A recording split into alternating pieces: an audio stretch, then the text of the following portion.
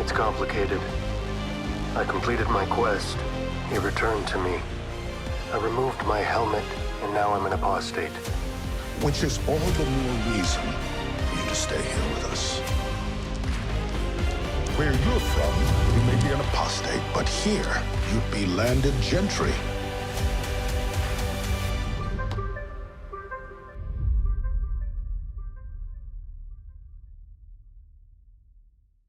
Un épisode d'une demi-heure, c'est douloureux, hein. L'entraînement des Mandaloriens. J'aime vraiment leur armure. J'aime bien les couleurs qu'on utilise. On va voir le passé de Grogu ou pas? Je crois.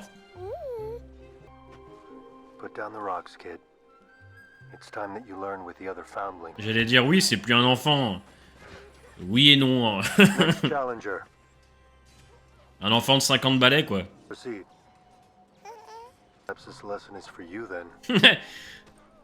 serais pas étonné que Grogu lui donne une leçon.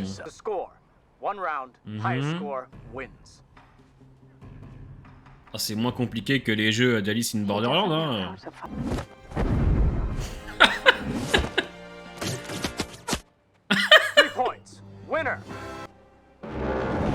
Ah!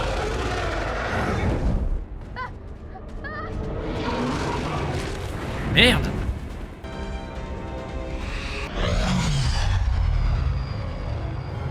Bo-Katan. Finalement, on retombe sur du filaire depuis l'épisode 3, quoi.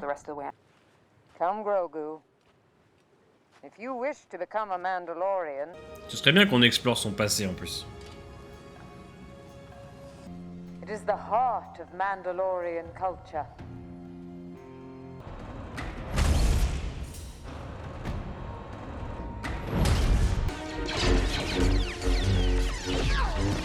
Toujours les frissons de revoir leur 66, hein. The elevator! Get the youngling to Kelleran! Go!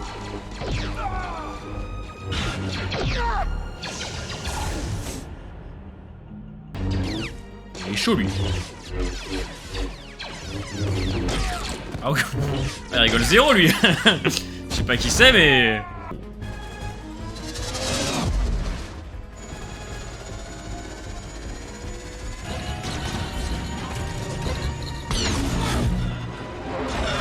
Oh putain.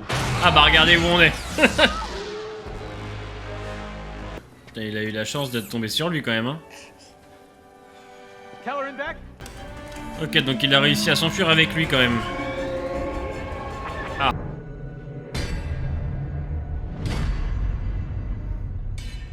Ok, cool.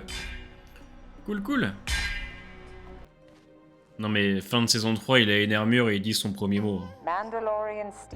C'est un peu gros pour lui. C'est un peu gros quand même. Bah. C'est elle qui lead en plus. Le pauvre gosse, il a dû se faire graille là. Hein. C'est sympa ce genre de passage.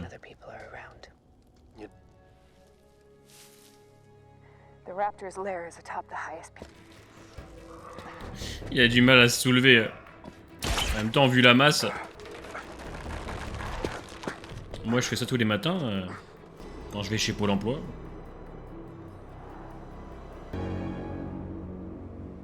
It's not here. Let's find the kid. Wesh. Ah, il a craché l'enfant.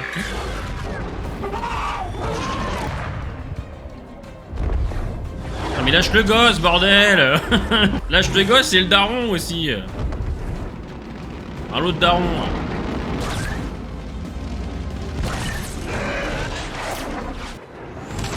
Voilà. Petit thème derrière. Comment il l'a attrapé. Ça va. Le gamin s'est fait secouer dans tous les sens. Son daron, il l'a attrapé. Bo-Katan Kryze, you have honored your house and all of... What the fuck?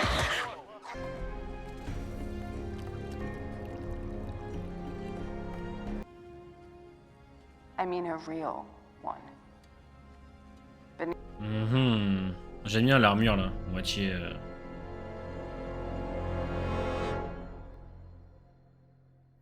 Et c'est fini. Et c'est fini.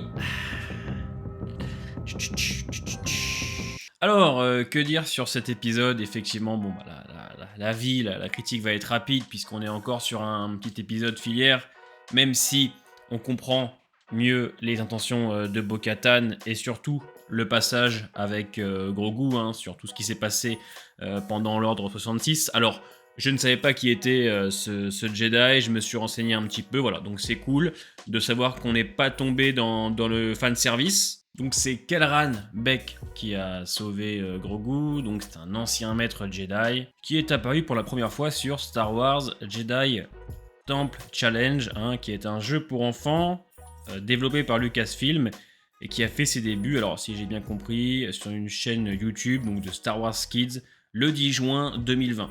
Pour ceux qui ne s'intéressent pas vraiment au lore de Star Wars ou qui ont arrêté depuis pas mal d'années comme moi, ont dû être surpris de ce choix.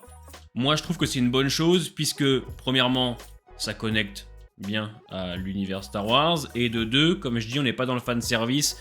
Il y a eu beaucoup de rumeurs comme quoi c'était Mace Windu, etc.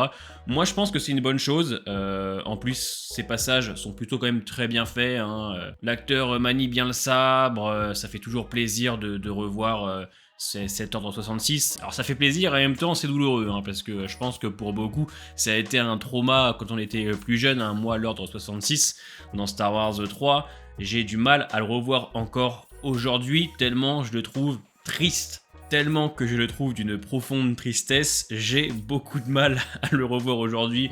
La musique, les maîtres Jedi qui disparaissent de plus en plus, toute la détresse de maître Yoda, c'est très dur à voir je trouve. J'ai trouvé que les passages étaient plutôt bien faits.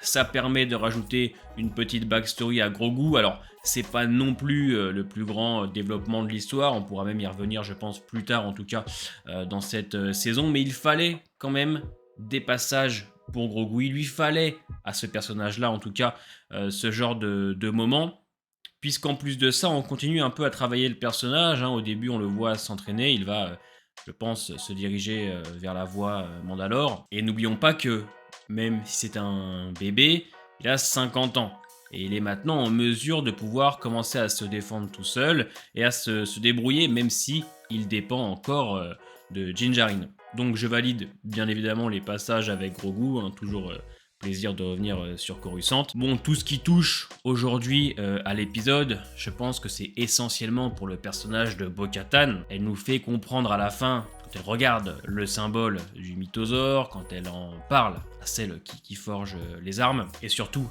le fait qu'elle prenne le lead plusieurs fois dans l'épisode. Bon, je pense que ça veut maintenant tout dire. Elle va essayer de le dompter. C'était un épisode trop court à mes yeux, on veut en voir plus et j'allais dire c'est dommage, mais en même temps c'est Mandalorian, c'est comme ça depuis la saison 1, donc bon c'est vrai que quand tu regardes les deux premiers tu dis que t'as l'impression d'avancer un peu plus vite, là où le 3 et le 4 ont stoppé un petit peu cette course, mais pour moi c'est pas dérangeant, moi je prends vraiment Mandalorian comme elle est, je suis là tous les mercredis à voir mon petit épisode, à regarder ce que Filoni et les autres sont capables de nous proposer. En plus moi je découvre, je pense comme beaucoup, j'ai toujours hâte d'en voir plus et je sais que là, à mon avis, on va commencer à rentrer dans le dur. On peut parler un petit peu de la réal de Carl Weathers, honnêtement c'est plutôt joli, il y a des plans fort sympathiques quand ils sont tous ensemble, les Mandaloriens, vers la fin de l'épisode, là, quand ils se dirigent pour aller sauver l'enfant. Des plans larges pour montrer un petit peu tout l'étendue désertique de cette planète. Non, c'était très cool, j'aime bien ce genre d'épisode. Ce qui est bien, d'un côté, c'est que c'est rapide, t'es sur un épisode d'une demi-heure, donc en termes de réac, de montage et tout, c'est sympa à faire quoi, c'est un peu moins long et compliqué que les épisodes qui durent 1h, 1h10, même si celui de la semaine dernière, je le regrette presque de ne pas avoir fait la réaction. Mais voilà, pour ce petit épisode de The Mandalorian, dites-moi en commentaire ce que vous en avez pensé. N'oubliez pas le petit pouce bleu, c'est très important pour la chaîne, portez-vous bien et à la semaine prochaine.